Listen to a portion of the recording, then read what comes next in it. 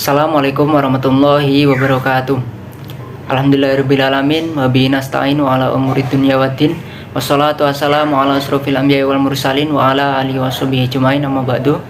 Yang terhormat kepada Bapak Dr. Andi Prastowo selaku dosen pengampu mata kuliah pembantik, yang saya banggakan kepada teman-teman mahasiswa Magister PGMI UIN Sunan Kalijaga, Yogyakarta. Baiklah teman-teman, pada kesempatan kali ini saya akan menjelaskan sedikit artikel yang saya buat, yaitu berjudul Pembelajaran Berbasis Teknologi Model Drill and Praktik untuk Meningkatkan Hasil Belajar di Sekolah Dasar.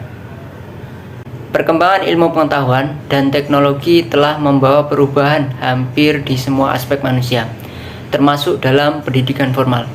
Pendidikan merupakan sesuatu yang penting dalam kehidupan manusia. Belajar adalah aktivitas mental atau psikis yang berlangsung dalam interaksi aktif dengan lingkungan yang menghasilkan perubahan dan pengetahuan. Guru mempunyai peran penting dalam proses pembelajaran.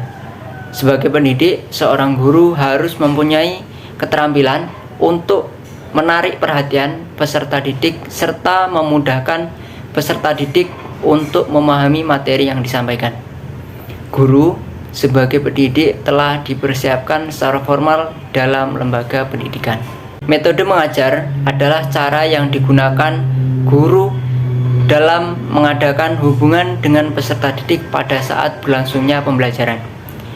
Metode pembelajaran merupakan teknik yang digunakan di dalam proses belajar mengajar. Model drill and praktik salah satu model pembelajaran yang menggunakan teknologi informasi dan komunikasi untuk melatih peserta didik agar terampil dan menerapkan konsep, pengetahuan, aturan, atau prosedur yang dipelajari. Bentuk interaksi yang ditunjukkan berupa umpan balik atau feedback setiap peserta didik mengerjakan dengan benar. Model drill and praktik, sebuah cara pengajaran pada pengaplikasiannya dikerjakan secara berulang-ulang agar menghasilkan keterampilan dan perlunya mengingat secara matematis. Pada model drill and praktik ini, untuk implementasinya pada pelajaran yaitu materi hitung atau bahasa asing, matematika atau bahasa Inggris, bahasa Arab, itu sangat cocok diterapkan model drill and praktik. Pada kenyataannya masih banyak peserta didik yang mengalami kesulitan dalam pembelajaran, sehingga perlu diterapkan pembelajaran yang lebih aktif, efektif, dan menyenangkan dengan bantuan media berbasis teknologi. Dengan diterapkannya metode atau model seperti drill and praktik yang secara langsung dilakukan atau dipraktikkan oleh peserta didik. Berikut ini 6 artikel atau penelitian terdahulu yang peneliti analisis. Yang pertama, Wahid Muhammad Nur, yang kedua Wahid Nugroho, yang ketiga Farhanah, yang keempat Rahayu, yang kelima Mare, dan yang keenam Jelani. Dari beberapa penelitian terdahulu di atas, penulis menyimpulkan bahwa dengan menerapkan drill and praktik di sekolah dasar menggunakan media berbasis teknologi, model drill and praktik dapat meningkatkan hasil belajar pada peserta didik. Oleh karena itu, peneliti tertarik untuk menganalisis jurnal yang terkait dengan penerapan pembelajaran berbasis teknologi model drill and praktik di sekolah dasar. Metode penelitian.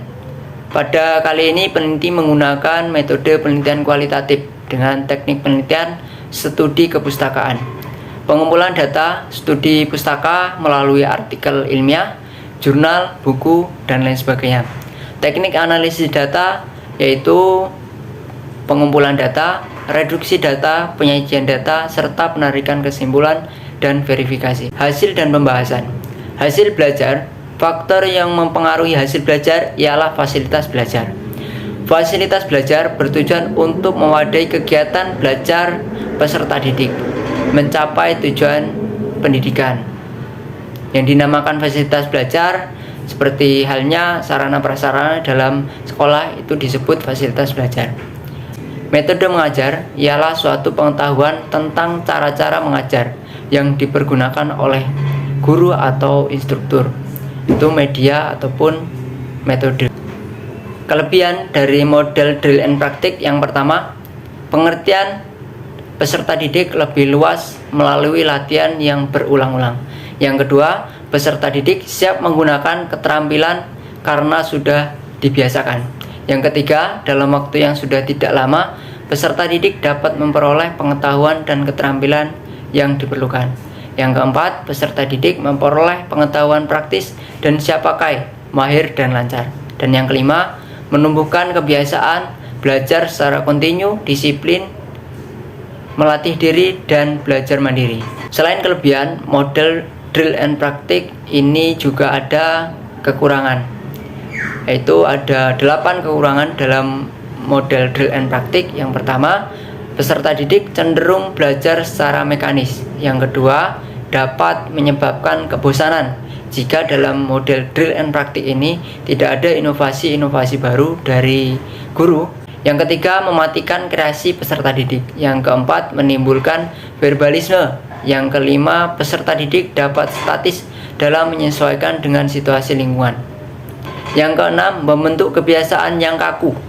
Dan yang ketujuh, di samping itu kurang memperhatikan aspek intelektual peserta didik. Dan yang paling terakhir, dalam pelaksanaan metode ini memerlukan waktu yang cukup lama.